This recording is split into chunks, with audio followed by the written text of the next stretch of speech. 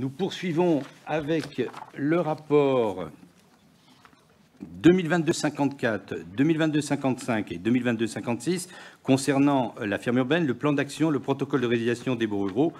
Et sur la ferme urbaine et ces trois rapports, je cède la parole à M. Bastien Join qui porte ce beau projet. Vous avez la parole. Je vous remercie, Monsieur le maire. En préambule, peut-être pour répondre à mon collègue M. Matucci, très brièvement, d'abord, c'est l'occasion peut-être de remercier les 8500 électeurs qui m'ont fait confiance et leur dire que, en effet, je n'étais pas au second tour de cette élection législative. Vous avez réussi à y être, M. Matucci, et je félicite le stratège que vous êtes, puisque, en réalité, en ce qui me concerne, je n'ai pas perdu mon âme. Voilà notre différence.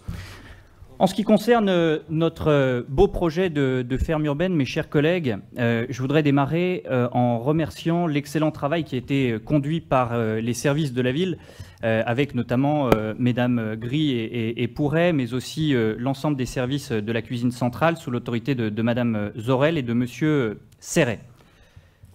Alors...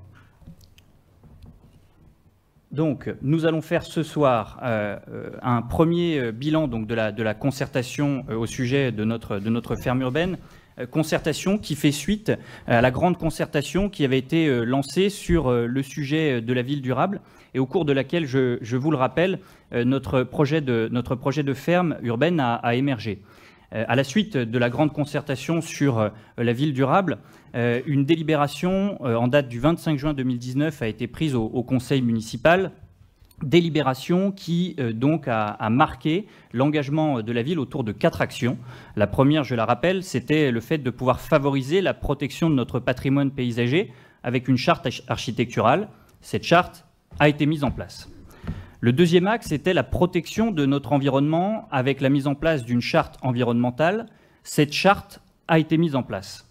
Le troisième axe était le fait de pouvoir œuvrer sur le sujet de nos mobilités et notamment de donner la place au vélo, la place qu'il mérite avec un plan vélo. Ce plan a été conduit par M.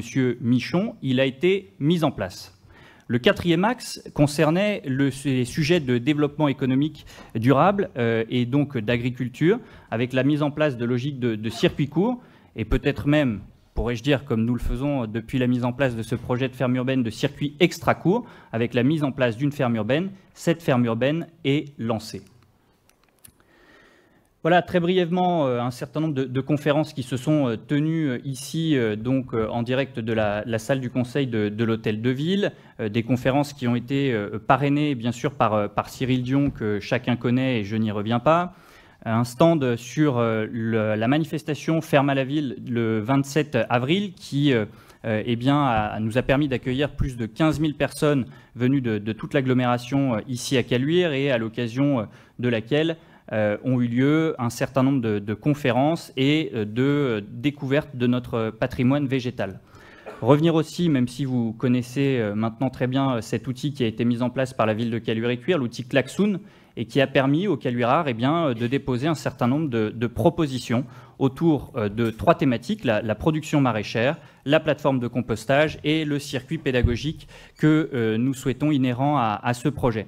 Je voudrais revenir très brièvement sur ce qui est ressorti de cette concertation. Comme vous le voyez dans cette slide, énormément de propositions formulées par les Caluirards. Revenir sur une en particulier, une proposition qui concernait l'emploi et qui nous est chère avec Comtolet, une proposition qui visait à faire de notre ferme un outil d'insertion, puisque comme vous le savez, l'agriculture française doit répondre à un certain nombre d'enjeux extrêmement forts et le sujet des départs à la retraite de nos agriculteurs, plus de 50% d'ici à 10 ans, pourrait être traité, en tout cas en petite partie ici à Caluire, par le sujet de l'insertion et la possibilité de susciter des vocations. Peut-être vous dire également que nous avons présenté avec M. Krief le projet de ferme urbaine devant la commission environnement du conseil municipal des enfants. Nous avons pu le présenter dans un certain nombre d'écoles de la ville, à Jules Verne notamment. Nous l'avons présenté dans des assemblées générales d'associations, pour ne pas les citer, notamment les jardins partagés. Nous avons enchaîné une centaine de rendez-vous en mairie avec Monsieur Tollet et les services de la ville. J'ai même eu l'occasion, à l'occasion du dernier salon de l'agriculture, de pouvoir évoquer le sujet avec le président de la région. Le vice-président de la région à l'agriculture, Monsieur Jean-Pierre Tête, est venu sur le ténement de notre ferme. Nous avons fait venir un réalisateur de films, un photographe animalier. Bref, notre ferme a eu un écho extrêmement particulier, vraiment très fort, et on en est très fiers. Sur les apports les plus marquants, on a travaillé avec les Caluirards sur leur demande de pouvoir être partie prenante à travers la mise en place d'une démarche de panier repas. Chaque semaine, bien sûr, le parcours pédagogique que nous commençons à travailler avec les écoles de la ville. Et puis, pour l'anecdote, je vous l'ai dit à l'occasion de la commission générale que nous avons eue la semaine dernière, le fait que nous pourrons, bien sûr, avoir sur notre ferme le navet noir de Caluire. On l'avait évoqué à l'occasion de l'Assemblée générale des jardins partagés, il y sera. Mes chers collègues, permettez-moi en quelques secondes de revenir entre nous sur les bienfaits de l'agriculture urbaine et pourquoi est-ce que nous avons initié cette démarche. Et ça a un écho particulier dans le contexte géopolitique que nous connaissons, qui bouleverse notre monde avec le retour de la guerre aux portes de l'Europe et qui pose les sujets et les problématiques de souveraineté alimentaire auxquelles nous devons faire face. Mais pour revenir précisément sur l'agriculture urbaine, voilà, celle-ci permet d'apporter un certain nombre de réponses, certes partielles, mais la première que l'on voit, c'est d'abord la possibilité pour la ville de Caluire et pour ce projet de ferme urbaine d'être un véritable laboratoire pour la dispersion de la biodiversité en ville, avec le choix et la volonté de pouvoir mettre en place une strate arbustive, une palette végétale, de faire revenir les pollinisateurs en ville, et ça c'est très très important pour nous. Le deuxième axe, c'est bien sûr de pouvoir renouer avec l'histoire de notre ville, qui est très forte, avec les pratiques liées à la ville nourricière, aux fonctions vivrières de l'urbain, que l'on doit retrouver dans le cœur de notre ville. À l'époque, je vous rappelle qu'il y avait peu de transport, en raison notamment de l'absence de réseau de transport structurant, mais aussi de la nature périssable des denrées. Et donc, Caluire, c'est l'opportunité, avec cette ferme, d'être un vrai témoin de notre histoire et de son passé agricole. C'est cette capacité à faire vivre notre passé, à le sanctuariser aussi, pour expliquer aux enfants pourquoi, par exemple, on retrouve au Vernet le chemin du Charrois et la place de la Bascule, qui sont des témoins essentiels de notre passé maraîcher ici à Caluire. Un troisième aspect, le fait de pouvoir susciter un éveil des consciences sur les procédés écosystémiques qui ont un impact sur l'environnement, sur l'alimentation, sur la santé. L'agroforesterie, finalement, c'est cette possibilité de nous reconnecter au monde du vivant. Et d'ailleurs, ça fait un écho très particulier à ce qui a été mis en place par M. Tollet dans le cadre de notre charte environnementale que j'évoquais en préambule de cette intervention. Le quatrième axe, c'est bien sûr notre capacité très forte de freiner l'imperméabilisation des sols et de lutter contre une urbanisation parfois effrénée. Et d'ailleurs, là aussi, on peut faire le parallèle avec la politique qui est conduite aujourd'hui par la majorité métropolitaine. Moi, je voudrais juste vous rappeler un chiffre que l'on a peut-être eu l'occasion déjà d'évoquer dans ce conseil municipal, mais il faut le dire pour vraiment bien en prendre conscience. Notre agriculture, elle fait face à un défi majeur. Sur les 10 dernières années, 25 mètres carrés par seconde de terres agricoles ont disparu. Et ça, c'est un vrai sujet pour notre potentiel productif français qu'il faut qu'on regarde à la loupe. Il y a un cinquième axe qui est bien sûr notre capacité très forte à atténuer les effets du changement climatique, à refroidir l'air notamment par évapotranspiration. On travaille avec M. Tollet, avec notamment un météorologue qui va venir nous aider sur cette ferme pour faire en sorte que l'on puisse vraiment mesurer l'évapotranspiration chaque jour et donc adapter l'arrosage. C'est aussi la limitation des risques d'inondation, c'est notre capacité à absorber le carbone et à améliorer notre qualité de l'air. C'est vraiment un sujet de notre temps, mais aussi à participer à la reconstitution des sols et là aussi dans le cadre de la charte environnementale à pouvoir reconnecter nos trames vertes et bleues. Je reviens très brièvement sur la genèse de ce projet qui consiste donc bien sûr à produire des denrées bio pour notre cuisine centrale, à travailler en permaculture. Certains d'entre vous s'étaient interrogés sur notre capacité à répondre aux besoins de 2300 repas par jour avec un tellement de cette dimension-là. 3 hectares 7 net, je vous le rappelle. En réalité, on se base sur des études très poussées qui ont été menées par l'INRA et qui montrent que grâce à la permaculture, finalement, on a une possibilité de maximiser les productions sur un espace relativement contraint. Le deuxième axe, c'est bien sûr de pouvoir répondre en amont, alors que là aussi, ce n'est pas de notre compétence directe sur le sujet des déchets, eh bien une circulaire européenne qui rentrera en vigueur le 1er janvier 2024 et qui imposera à tout producteur de biodéchets la généralisation de son tri à la source. Je rappelle que la compétence déchets est une compétence métropolitaine. Et le troisième axe, c'est bien sûr de pouvoir faire du projet un outil de pédagogie et de sensibilisation, travail que l'on mène d'ores et déjà avec les écoles de la ville. C'est un projet complexe et multipartenarial. On rappelle ici, bien sûr, que nous sommes censés travailler avec la métropole de Lyon, avec Auchan, qui est propriétaire d'une parcelle, avec Caluire Légumes, qui est un de nos exploitants agricoles très importants, avec Truffaut. Monsieur le maire l'a rappelé, le permis a été définitivement validé par la plus haute juridiction administrative suite au recours qui avait été mené par l'association de Monsieur Trottignon, et puis également le Pied Vert, qui est un exploitant agricole très important de notre secteur. Peut-être que vous puissiez voir, même si vous connaissez désormais très bien l'implantation de notre ferme, une superficie totale de 5 hectares, un projet qui s'étale sur les 10 prochaines années jusqu'à 2034 et qui va fonctionner par phase, avec une capacité, dès les 3 premières années, à répondre aux besoins de nos 2300 repas par jour, qui passeront à 4000 à partir du moment où le lycée arrivera. Nous avons travaillé donc avec un assistant à maîtrise d'ouvrage qui a recensé l'ensemble des données technico-économiques, et c'est un travail très fin qui a été mené sur l'ensemble des projets d'agroforesterie qui préexistent en fait au projet de notre ferme, et il y en a voilà, qui a rendu son travail.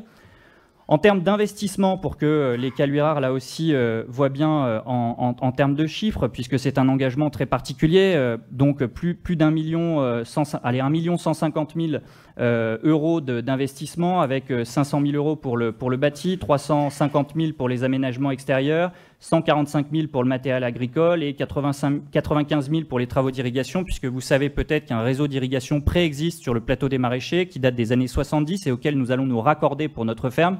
Il s'agit de l'ASA, et donc voilà, c'est notamment ce qui explique ce coût-là. Peut-être vous dire que la cession de Truffaut a rapporté à la métropole, mes chers collègues, plus de 920 000 euros, et que nous espérons là aussi que dans le cadre de l'accompagnement qu'elle pourrait apporter à ce type de projet qui est structurant pour notre territoire, eh bien, nous allons pouvoir bénéficier et que cette somme puisse rester sur ce territoire de Caluire. En tout cas, nous y serions très sensibles puisqu'on coche finalement toutes les cases sur ce projet de la politique vraisemblablement que l'exécutif métropolitain voudrait décliner. Il serait dommage qu'il n'y participe pas. Sur les investissements de la plateforme de compostage, donc grosso modo 500 000 euros d'investissement pour une plateforme qui serait dimensionnée à 2800 m². 2800 m² qui nous permettrait, avec donc des gisements communaux, 50 tonnes de biodéchets alimentaires collectés dans nos bâtiments scolaires, dans nos cuisines, et 230 tonnes de déchets verts du service parc et jardin, et bien de produire l'équivalent de 80 tonnes de compost annuel, alors que nous avons un besoin de 200 tonnes. Donc là aussi, il faudrait que l'on puisse continuer et bien d'acheter un petit peu de compost. Je vais très vite puisque nous avons d'ores et déjà vu ce sujet dans le cadre de la commission générale la semaine dernière. Sur le fonctionnement du site, c'est intéressant. Il y a eu un débat avec les conseils juridiques qui ont travaillé dans le cadre de l'AMO. Nous allons démarrer dans le cadre d'une régie et puis nous mettrons très vite en place un EPIC qui nous permettra notamment de pouvoir assurer la vente des paniers repas.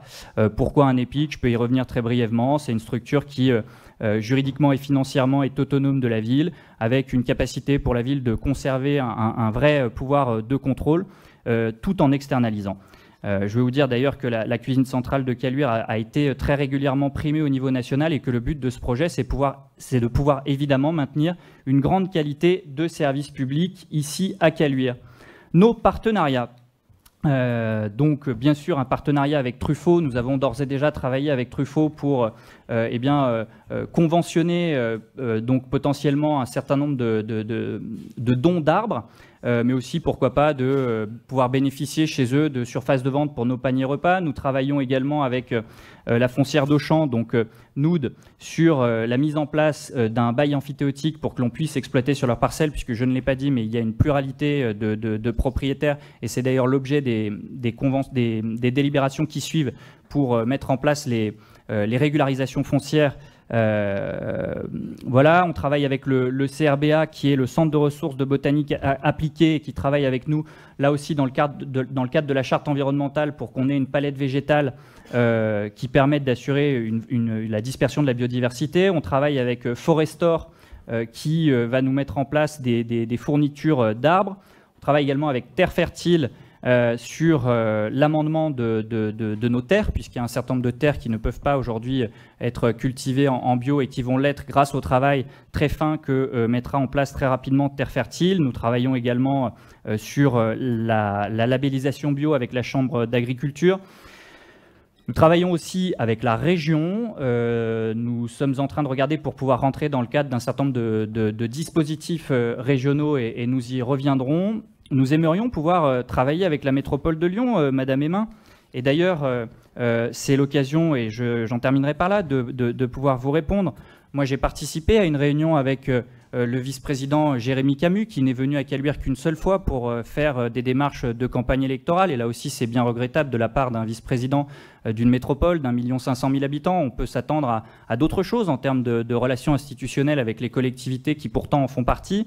Monsieur Camus, aujourd'hui, ne finance en matière d'agriculture urbaine que les projets du plan de relance qui s'appelle Terre Fertile, et malheureusement, ça n'est ouvert qu'aux communes qui bénéficient de l'ANRU, ce qui n'est pas le cas de la ville de Caluire-et-Cuire. Mais comme vous l'avez vu, je suis constructif, on a des propositions, et c'est peut-être l'opportunité de voir, en termes de cession avec Truffaut, de pouvoir injecter un financement très important. Monsieur le maire, je vous remercie. Merci beaucoup pour cette présentation. Puis on demande d'intervention, Monsieur Gillard, Monsieur Atarbérou et Monsieur Matteusi. J'en prie, Madame Aymin.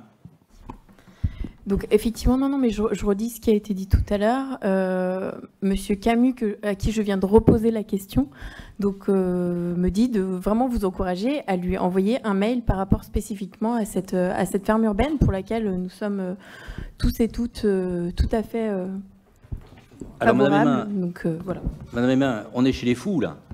On est chez les fous. Mais pas du tout. Il y a eu des comités de pilotage où Monsieur Camus était présent, où tout a été marqué noir sur blanc.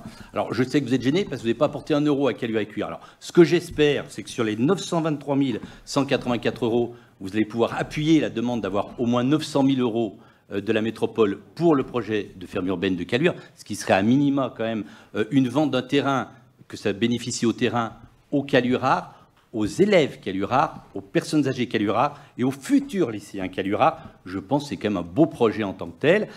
Et là-dessus, si vous voulez, il y a un vrai problème, me semble-t-il. Vous semblez travailler en silo dans cette entité. Vous savez, il y a un truc qui s'appelle la transversalité. Ça s'appelle une commune, on travaille tous, on est tous au courant de ce qui se passe les uns ou les autres. Quand on travaille en silo, on ne parle pas aux autres. Eh bien nous, qui viennent à Caluire, il n'y a aucun problème, on parle à tout le monde. Et en plus, on met parfois des gens qui ne se connaissent pas au sein de la métropole sur Caluire-et-Cuire. Donc c'est juste formidable. Mais là encore, vous savez, quand on ne veut pas faire, on peut trouver toutes les raisons pour ne pas faire. C'est un petit peu le message qui me semble être retenu. Je prends un autre exemple. Il y a eu donc un certain nombre d'appels à projets qui ont été faits par la métropole sur notamment des améliorations, en particulier thermiques, sur des équipements. Il y a 9 communes qui n'ont pas été retenues, alors qu'il y avait, je crois, 34 ou 35 communes qui avaient soumissionné.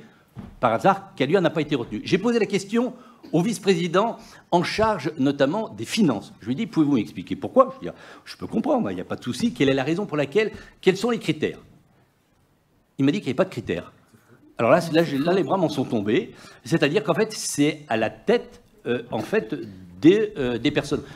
C'est pas possible. On ne peut pas fonctionner comme ça au sein d'une collectivité aussi importante que la métropole. Et si vous-même, vous n'êtes pas au courant des réunions techniques qui se passent depuis maintenant 2 ans, 2 ans et demi, depuis que ce projet a été annoncé, en plus vous avez pris le temps, en attaquant le projet, pour essayer de le faire capoter, et donc faire perdre 2 ans en particulier pour permettre aux terres d'être réactivées et d'être réutilisées, c'est que vraiment, c'est absolument incroyable. Ou alors c'est un problème politique. À ce moment-là, il faut le dire. Il n'y a pas de problème. Non, alors, si vous voulez, je ne suis pas sur les problématiques politiques comme vous, Monsieur Cochet. Vous avez beaucoup plus d'expérience que moi. Non, je reviens juste sur, en tout cas, la ferme urbaine, qui est un projet que nous trouvons très cohérent et que nous soutenons. Le président de la métropole, l'autre jour, quand vous lui avez demandé en conseil, vous a d'ailleurs dit qu'il espérait que votre projet allait avancer et que la métropole pourrait vous accompagner. Donc, je ne vois pas ce que je peux rajouter de plus. Des actes, déclaration d'amour, acte d'amour, on attend que ça. Oui, alors là, peut-être Peut-être que ça, on va un peu loin, là, Monsieur Cochet, je suis désolée. Ça n'était pas personnel, c'était au niveau de la métropole. Donc, pour ce faire, il y a donc une intervention de M. Gilliard, M. Attaberou et M. Matteusi. Oui, merci Monsieur le maire, chers collègues. Je rebondis un petit peu là-dessus parce que ça m'étonne vraiment votre réponse, Monsieur Cochet. Vous avez une réponse sur les critères en conseil métropolitain. Tout le monde pourra la réécouter. Hein, c'est visionnable, le conseil métropolitain du 27 juin de lundi dernier. Il y a bien une réponse sur les critères, notamment des critères démographiques. Le vice-président était incapable de donner les critères en commission. Ah, en commission, mais je vous parle du conseil métropolitain du 27 juin. Oui, mais j'ai réitéré, il n'y a pas eu de réponse. Généralement, quand on pose des questions, on n'a pas de réponse. Chacun pourra juger. Tout le monde pourra écouter, totalement. Il n'y a aucun problème. Et surtout les calus rares qui n'en bénéficieront pas. Et je vous rappelle, vous êtes là quand même au service des calus rares, pas pour les empêcher de bénéficier de financement de la métropole. Alors, je vais faire mon intervention. Simplement une petite parenthèse avant de la démarrer, un petit préambule, puisque la polémique sur l'extrême gauche ou la prétendument extrême gauche qui nous concernerait a continué. Vous avez évoqué, Monsieur Join, donc Cyril Dion. Cyril Dion est quelqu'un qui a appelé à voter pour la NUPS et qui a appelé à voter publiquement dès le premier tour de l'élection présidentielle pour Jean-Luc Mélenchon. Ça n'en fait pas pour autant quelqu'un qui est extrémiste de gauche. Je fais mon intervention. Donc le groupe Urgence écologique et solidarité à Caluire-et-Cuire votera favorablement le plan d'action qui prévoit d'installer une ferme urbaine en agroécologie sur un site classé en zone agricole. Longtemps demandé par un réseau citoyen, par les Calurards au travers de la grande concertation Ville durable, par les élus d'opposition et la plupart des listes se présentant aux dernières élections, un tel projet constitue une réelle avancée pour développer les circuits courts alimentaires au bénéfice de la restauration collective municipale, alors qu'en 2018, il était encore question de réaliser un parc commercial sur l'ensemble des 5,5 hectares de la Terre des Lièvres. Nous soutenons pleinement sa réussite et espérons qu'il puisse rayonner jusqu'au plateau des maraîchers, dont les agriculteurs se montrent aujourd'hui plus sensibles aux méthodes naturelles de production. Même si notre préférence penche pour un statut de SIC, Société coopérative d'intérêt collectif, donc pour la ferme urbaine, nous sommes particulièrement sensibles à plusieurs points du rapport en délibération. Nous nous réjouissons en particulier qu'un accord ait pu être trouvé pour l'exploitation de la parcelle détenue par la foncière d'Auchan, qu'il y ait un partenariat avec le CRBA, le Centre de ressources de botanique appliquée, que la démarche de labellisation bio soit initialisée dès 2022 et que les travaux puissent démarrer début 2024 pour une ouverture au printemps 2025. Enfin, nous avons bien noté en commission générale qu'une dégustation de navet noir de Caluire était envisagée pour l'inauguration. Nous ne saurions trop conseiller la recette préconisée par le chef Alain Alexanian. Jalousie, excusez-moi parce que c'est un petit peu long, je reprends mon souffle. Jalousie de navet noir de Caluire en duo avec la belle Louise, foie de lapin rôti sur sa compotée. Recette que l'on trouve en vidéo sur le site des AMAP d'Auvergne-Rhône-Alpes. Je vous remercie. Je vous remercie pour ces considérations, notamment culinaires. Nous poursuivons avec Monsieur Attaberou. Monsieur le maire, donc, mes chers collègues, donc, avant, donc, en préambule, je voudrais attirer donc, l'attention donc, de Monsieur donc, Bastien Join sur l'utilisation donc, de ce qui, hélas, se passe donc, en Europe. Il n'y a aucune commune mesure donc, avec donc, Caluire et donc, la ferme que nous voulons donc, mettre en place. Deuxième chose, très heureux donc, de constater donc, qu'il est très sensible donc, aux pertes donc, de l'agriculture, donc, et notamment donc, des agriculteurs donc, qui partent donc, à la retraite ou qui sont chassés de chez eux. Je peux espérer que dans les années futures, on pourra donc, conserver donc, ce patrimoine donc, agricole donc, qu'on a encore. Deuxièmement, donc, je trouve que, bon, si vous voulez, donc, on utilise donc, le terme donc, de ferme. Donc, de ferme. Pour une ferme, il faut donc minimum donc, 50 hectares donc, pour pouvoir cultiver. Et si on veut donc, une ferme qui soit à peu près donc, rentable donc, pour les assolements se font en 3 ans, il faut minimum 20 hectares. Si le terme de ferme urbaine peut plaire et être donc, dans l'air du temps, il est peut-être approprié donc, à l'exactitude donc, des services et du fonctionnement de futurs projets ici. Je rappellerai que l'agriculture et ses fermes résonnent en production à l'hectare. et que l'horticulture et le maraîchage donc, résonnent en production au mètre carré.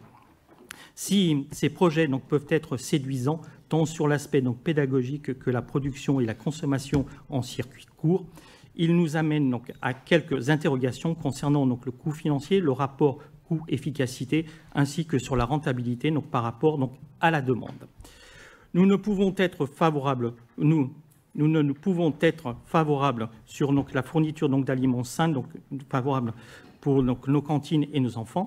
Nous aurions pu espérer donc, un projet plus ambitieux, tant sur l'aspect développement, achat et réservation des futures terres, qui permettrait donc un vrai assolement et développement abouti.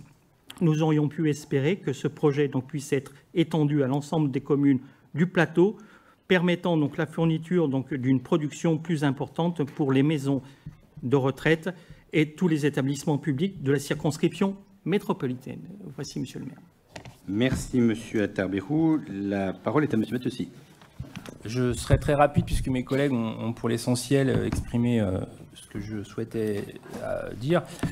Comme je l'ai exposé lors des premiers votes autour de cette ferme urbaine, bien entendu, je suis favorable et je soutiens le projet et je le soutiendrai. On voit qu'il prend une certaine ampleur. Juste par rapport à la métropole, Monsieur Cochet, je sais qu'il y a des attentes assez importantes, notamment sur la rétrocession d'une partie de la vente de Truffaut, comme vous l'avez dit, sous les 900 000 €. Mais peut-être qu'il conviendrait de revoir la manière dont vous pouvez engager les discussions avec les personnes, parce que parfois, peut-être involontairement, mais votre attitude a un caractère agressif et n'engage pas en fait à l'échange. Donc peut-être qu'avec la métropole, peut-être qu'il faut être comme ça, peut-être qu'il faut arrêter de vociférer en assemblée, peut-être. Peut-être qu'il faut arrêter de prendre tout le monde pour des crétins dans les assemblées, peut-être. Voilà, donc je pense que la ferme urbaine est un bon exemple d'un partenariat qu'on peut conduire avec la métropole. Monsieur Camus est quelqu'un de très ouvert. En l'occurrence, malgré ce que vous pensez, il n'a pas un regard critique sur la ferme urbaine, bien au contraire. Voilà, mais peut-être qu'il faudrait considérer... alors c'est peut-être quelque chose que vous ne connaissez pas, qui s'appelle le consensus et le compromis, mais voilà, peut-être qu'il faudrait considérer une attitude qui soit différente. Voilà. Alors, merci pour vos conseils. Le consensus et le compromis, je vous propose de l'indiquer à vos amis de la NUPS au niveau national. Je crois que le président de la République la recherchait. Donc, vous êtes certainement un adepte de la chose là-dessus. Plaisanterie mise à part, c'est un très beau projet. Ce projet est juste magnifique. Il fait consensus. Il a un seul défaut. Un seul. Il se fait à Caluire et Cuire. Eh oui. Il se trouve que Caluire et Cuire est en avance sur nombre de sujets, en particulier sur tout ce qui touche la notion de protection de la nature, l'utilisation de ce genre de sites pour justement apporter une restauration de qualité aux enfants, aux personnes âgées. Comme l'a dit M. Atterbérou, pourquoi pas à terme pouvoir le développer, mais nous, on commence sur un élément important. Alors, vous indiquez la notion de ferme. Dès l'instant où on est sur du maraîchage, on n'a pas besoin d'avoir des surfaces aussi importantes dans la notion de ferme à proprement parler. Mais moi, je trouve ça quand même absolument incroyable. Nous sommes prêts, en fait, depuis des mois, depuis des années sur ce projet-là. De la bonne volonté, il y a... Vous savez, dans beaucoup de choses, à Caluire et Cuire, tout ce qu'on a eu, c'est parce qu'on était déterminés. On ne nous a rien donné. On ne nous a rien donné. Et heureusement qu'à la tête de cette commune, nous avons des gens qui sont déterminés, que ce soit les adjoints, les conseillers délégués, les conseillers municipaux de la majorité, parce que c'est grâce à cette détermination que Caluire et Cuire progresse et surtout n'accepte pas tout, surtout l'inacceptable. Si je pense en particulier à cette volonté que l'extrême gauche a en général de densifier de manière considérable la ville de Caluire et Cuire, je vous rappelle que notre position, elle est totalement opposée. Et M. Matteusi, vous ne pouvez pas avoir un double langage. Quand vous êtes dans votre quartier, vous dites c'est affreux, ça se densifie, et derrière, vous soutenez exactement cette politique d'extrême gauche qui est très claire et qui maintenant, elle est tout à fait le cas aujourd'hui. Donc, pour revenir à ce projet, c'est certainement l'un des plus beaux projets, si c'était le plus beau projet de la métropole. Mais je voudrais juste peut-être, pour que quand même on mette tout ça en cohérence et que justement les gens puissent se souvenir s'ils visionnent cet élément, je voudrais peut-être demander à M. Bastien-Join de donner peut-être une petite précision qui peut être intéressante et éclairer notamment les Calulards sur votre position. Je vous remercie, monsieur le maire. Si j'ai bien compris, ce soir, c'est une unanimité pour notre ferme urbaine. Eh bien, mais vous, monsieur Matteucci, c'est très cohérent. En revanche, pour les amis de votre groupe de la NUPES au conseil municipal de Caluire, la cohérence peut-être n'est pas là. Mais je suis très touché, particulièrement touché ce soir, parce que ça veut dire que le travail n'est pas vain. Et 1 an et demi après le lancement de ce projet, et tout ce qui a pu nous permettre d'aboutir au résultat qui est celui que nous présentons ce soir, eh bien, vous a convaincu, comme d'ailleurs M. Trottignon, M. Dion l'a dit à l'occasion de la conférence inaugurale. Il est parfaitement convaincu par notre projet, vous aussi aujourd'hui. Donc, sincèrement, du fond du cœur, je vous remercie pour cette unanimité. Comme quoi, quand il y a de la détermination, on arrive à obtenir une unanimité sur ces projets-là. Je vais donc mettre ce rapport, d'abord le premier rapport, le 2022-54 concernant le plan d'action ferme urbaine, qui est pour. Je vous remercie de cette unanimité. Je mets aux voix à présent le rapport 55 concernant le protocole de résiliation des baux ruraux entre la commune, la métropole et Caluire-Légumes, qui est pour. Je vous remercie. Et pour finir sur le dossier de la ferme urbaine, je mets aux voix le rapport 56 concernant la mise à disposition de terrain par la métropole de Lyon, qui est pour, contre, abstention. Je vous remercie de cette unanimité et ça fait plaisir finalement. Vous voyez, ça correspond au principe. Plus on est dans une attitude pour convaincre les uns et les autres, et plus on entraîne des gens. Donc, on ne changera pas d'attitude. On continuera à défendre les Calulards à terme. Je vous remercie en tout cas pour cette unanimité.